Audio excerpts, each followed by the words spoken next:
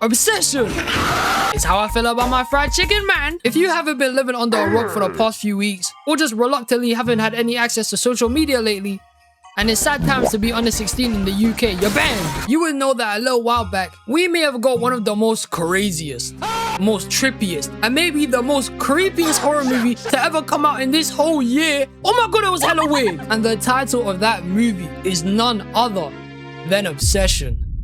Cause I'm obsessed with you. And going off topic here, it was a top tier movie, man. I'm not gonna lie to you. If you haven't seen it, go watch it. This is my recommendation right here. Cause I'm telling you right now, half of the things in this movie will get you jumping out your seat like a madman. It's crazy. To get to my point quickly though, in Obsession, without spoiling the whole story for anyone who hasn't seen it yet, there's an item in there called a one wish willow. In whereby breaking this piece of stick you buy at a local retailer, you can make a wish for anything you want and it will come true.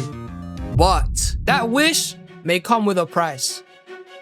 And in the MC's case, it made a girl start packing people off. But listen, forget all that for a second. After I watched Obsession a few weeks ago and had some time to reflect on the premise and the message to take from that movie, something came to my attention. There was a disturbance in the force. I low-key realized something. I had an epiphany that all the events and the bullshit the main character Bear committed in this film is nowhere near half the shit that would happen if any other sim-type character got their hands on a one-wish willow, cause they're all sickos! Time and time again in fiction, how many times have you seen some people do the most deranged, sick, twisted shit just to pursue or show that they like somebody? Don't let it be in a cartoon or anime for you. They're still weird.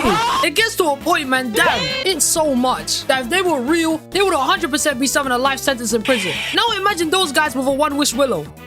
Get the hell out! Get out! And I had the brilliant idea today, ladies and gentlemen, that I would speak about some characters I know that would not only make the same exact type of wish Bear made, but they would have made that wish yesterday because they're weird. And for all the characters I'm about to list here, I'm 99.9% certain their freaky asses would wish for this shit ASAP. And without further ado, Mordecai is the first character that comes to mind. In fact, Mordecai wouldn't just try to use one, he would buy a whole store full of them. The guy's meaty. But how he used to obsess over Margaret, this guy was just as bad as Bear. If not, he could be worse. Throughout the whole first couple seasons of regular show, Mordecai always used to shy away from the fact that he liked Margaret, avoiding any type of romantic interaction and always being too shook to even pursue anything with her. It was genuinely so bad that he used to get mocked by everybody else at the park and they used to violate him, taking the piss, egging him on. I mean, Mordecai's fumbles were so legendary. Everyone at the park had a whole saying where they used to call fumbling talking to somebody, quote unquote, pulling a Mordecai. They were mocking him. Time and time again, half of Mordecai's biggest problems in regular show were women. Whole episodes dedicated to his relationship problems and how he's been too stupid to fix them. And the other half, if we're being for real, you know damn well half the destruction these two would cause was just because of Rigby. The guy was a little evil gremlin, bro. He was on demon timing. He was the same guy who bet the park souls on a bowling ball. He's crazy. But in Mordecai's defense, him freezing up and being afraid to pursue a relationship with Margaret is hella relatable. We've all been there. Especially me. As a guy, I can understand making the first move is not easy.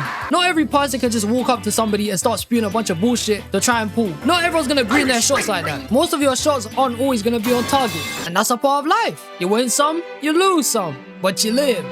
You live to eat chicken another day, man. And to an extent, I know most people have done embarrassing shit to make someone like them anyway. That's also some real shit too. So Mordecai isn't wrong for doing some of these things or for some of the ways he acted around Margaret in the earlier seasons of regular show. He was just making honest mistakes and was just trying to impress her. But that doesn't change the fact that this guy would still do some of the weirdest shit even before getting a full chance of her because he's a sicko. He was out here sniffing whole jumpers, drooling over her, and not to mention, he literally traveled through time to cock himself out of having a kiss with Margaret. That's how bad he wanted her, bro. He was desperate. And no wonder why he traveled through time to do that shit. Because the reason why he did it in the first place was because they did kiss, but Margaret just straight up told him his breath stinks. And no wonder why it does. This guy doesn't even have no dental care. No brushing teeth, no mouthwash, no tongue scrape, nothing. The guy just goes into the toilet and went straight to using his comb only. Disgusting. Mind you, the man is not 17, 18, 19, or even 20. Mordecai is 23, bro. And by the series finale, he's pushing 30. And he still doesn't use mouthwash.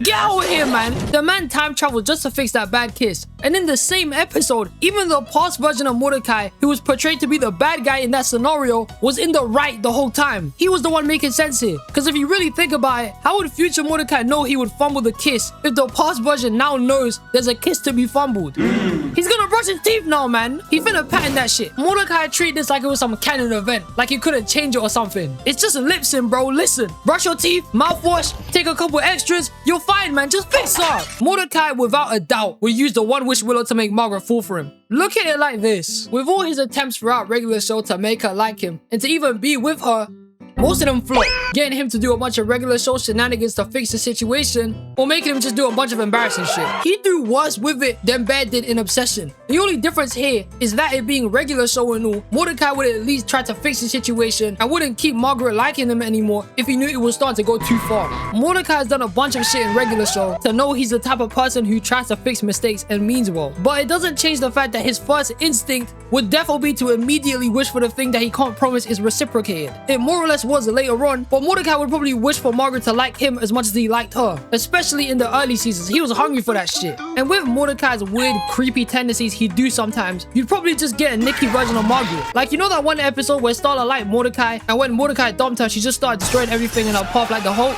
I imagine that's how regular show would treat Obsession if it ever happened. Obsession is low-key another day in the park. Shit is getting bombed. I know compared to Bear, Mordecai would at least try to fix his mistake.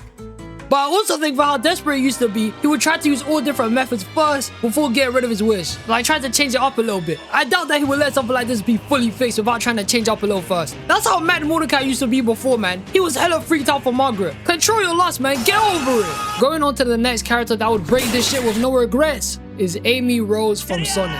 Now listen to me. Check me out. In the most recent games, Amy isn't as obsessed with Sonic anymore as she used to be. She's her own character with her own personality, morals, and ethics. Instead of being some unhinged fangirl, she's had way more development as a character and has her own thing going on. But cut that shit, man. You'd be lying if you said 2000s Amy would've used this shit immediately. She would've broke it yesterday, cuz. Before Amy became what she is now, her whole thing was just being obsessed with Sonic. Running around, chasing the guy, invading his personal space constantly. She would've definitely had a harassment charge. And she was even so deluded about the man, she would mistake every other hedgehog she would see for Sonic. Which makes zero sense, by the way, because Shadow is literally black. He's one of the brothers, man. And Silver is Silver. Are you colorblind or something? How the hell are you saying this is Sonic? Are you dumb? These niggas ain't even blue. What are we doing? Her whole character used to be built on that shit, man. It was mad. Amy's whole goal in Sonic Heroes was just to find this guy. She assembled a group with Big and Cream, and they went out into stages, risking their lives fighting robots just to find out where Team Sonic were at. Bro, at least in Big's case, he was looking for his frog. Amy was just chasing this nigga around like how girls used to be chasing Justin Bieber. Mental!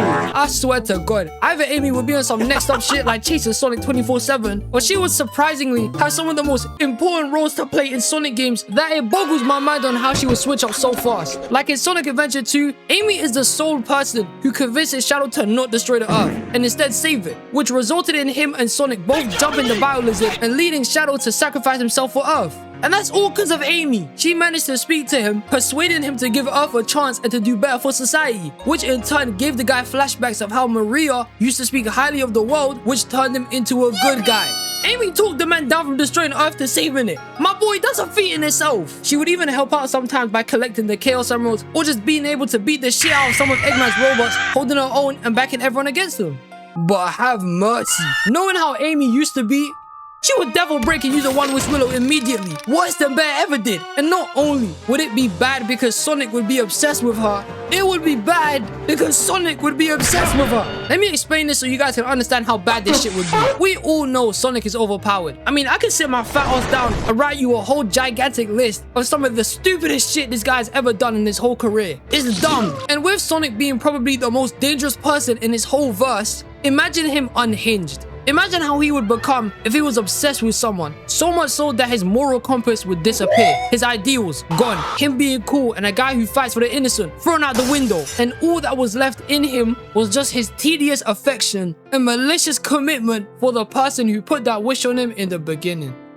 I'm telling you right now, this guy will go on demon mode. He'd be a creep as much as Amy may have been to him, but if he even sees her speak to anybody else, bam, dead. he definitely have no filter no more. He would drop the no-kill rule instantly as fast as he is. Start murdering any of the men who would even speak to her for as little as 5 seconds. Tails, dead. Knuckles, dead. Shadow, dead. Eggman, dead. Cream, probably dead. If they even tried to sabotage their relationship, they're finished. Finito. Rings lost, finished. This what-if scenario, I'm telling you, would become more horrifying than the movie Obsession itself. The minute Sonic would become obsessed with her, it's basically just gonna turn him into a more crazy, deluded version of himself. But instead of just beating robots down until they explode or even punch up bad guys, they're gonna see a game over screen in the next 5 seconds. The world is done. We're talking Sonic EXE without the whole demon shit. He would still end up destroying everything though. We're talking about a guy that if he really wanted to, could obliterate the entire planet to save his forced relationship. I'm taking this a little too far and I'm low-key dick riding a little, but just think about it for a second. Making emotional based wishes with this stick don't look like they work out in your favor. Like in the movie, Bear wished for Nikki to like him. And that shit derailed quickly. Imagine if you put Sonic in the same scenario. The whole scale of how bad that shit would go just flies up like you're getting morning wood. He would break everything. Knowing how Amy used to be, it's without question in their heyday, she would wish for this to happen ASAP. Like this, bruv. The minute she would even stumble across something that can help her get close with Sonic at all, she's taking the chances, I guarantee you. It's not to say that I don't think Amy wouldn't try to fix it if she could. The minute it would get out of hand, I know she would try to go to Tails or somebody else to help her come up with a solution to fix it. But I mean, god damn, man. Look at the way she was fantasizing about this guy in Sonic X. She finna make the same exact wish, bro. It's right there. And now, ladies and gentlemen, we have finally made it to the last 2 people. Yes, 2 people that I have to mention in this video. And not only would they use the one wish Willow to make their weird-ass fantasy come true, but I just know for how down bad they are, they'll never try to fix that shit ever. They're sick. And the people I am referring to are Susan and Mary Test from Johnny Test. Absolute schmucks. These 2 genuinely might be the most down bad people in fiction. Before we had Kazuya from Rent a Girlfriend, before Sonic X Amy Rose, after the whole generation of Johnny Bravo and his weird ass tendencies were over, we're out here getting Tweedledee and Tweedledum Test. A set of 2 who are geniuses and experiment on their little brother constantly with new shit like smart pants, time machines, giving him powers, yada yada yada. But the thing with Susan and Mary is, for how genius they both are, and how most of the stuff they make is kinda cool and helpful, they're so hooked for this guy named Gil, it's outrageous. This guy doesn't even notice them half the time. I don't even think he knows that they exist. Every single appearance he would make in the show, he would just say hi to Johnny and then just straight up disappear. Susan and Mary ain't never have no interactions with him. Barely have any interactions with him in the whole of Johnny Test. And the funny thing about that is that half of everything they were experimenting on Johnny for was to impress Gil. They subjugate their little brother to crazy ass experiments to get a guy who would never notice them to notice them. What are we doing, man? From dumb shit like turning him into a lady, getting heavy ass lips like this guy from SpongeBob, using a potion that makes you more attractive for a little bit and then makes you fugly. And they even experimented on Gil to try and make him fall for them by using gum. But instead of it doing that, it just turned him into a giant monkey who could skateboard. Mad thing. He was on that Tony Hawk, man. The fact that they were willing to put their brother under probably life-threatening conditions just to have a chance with somebody who doesn't even know they exist is crazy. Not only did they even experiment on Johnny, they did it to themselves too. Shit like tannin spray that makes you move like a chameleon, turning themselves into animals like lions, which just scared the guy off, and even combining the DNA of some bolo, swole-ass guys, and a bunch of crazy animals to turn themselves into some B-Tech hoax to have some next level kaiju fight in the middle of the street. 2 tween geniuses who would instead rather chase a nigga who has to be reminded every 2 weeks that Johnny even has sisters than them, I don't know, maybe building something crazy and winning a Nobel Peace Prize for it. You're selling! 100%. Susan and Mary Test would abuse a one-wish Willow. And I'm so certain that they would never let Gil go back to being normal again. Even if he turned into a crazy murder-filled psychopath, these 2 would just go ahead to try and figure out a way to make him even more obsessed and a little less psychopath. Like, good god, man, they're the same people who built robot copies of him and have already had a bunch of episodes in where they mind-controlled Gil anyway and made him obsessed with them. They were doing this shit all the way back in the 2010s. Get great, man! See, the thing is, I would give these guys the benefit of the doubt because they're kids. They have crushes. It's normal. But the fact that they're super geniuses, with them even attending a whole different special school for smart people, it kind of takes it away. Knowing damn well they're smart, but not smart enough to just leave Gil be. On my life, if they had a way to make this guy obsessed with them regardless of what side effects it would have, I'm taking my chances of them just doing that shit. For my whole life as a kid, Johnny Test was one of my favorite slept-on cartoons. Johnny and Dookie just getting into stupid situations, them having multiple different episodes with loads of references to other cartoons, and even having tough side characters like my guy Bling Bling Boy. He was rich as hell, man. But imagine when I tell you, some of the episodes in the entire show would have only ever happened because Susan and Mary would start testing Gil shit on Johnny. Most episodes would be started by them testing shit on Johnny to use it on themselves for Gil. They're down bad, man. And these are all the people that I wanted to mention for today. If you guys got any more characters that you know would be using this shit like one sicko, or disagree with any of the people I mentioned, comment down below, man. I love you all. I appreciate you all. And I'll catch you lot in the next one. Peace.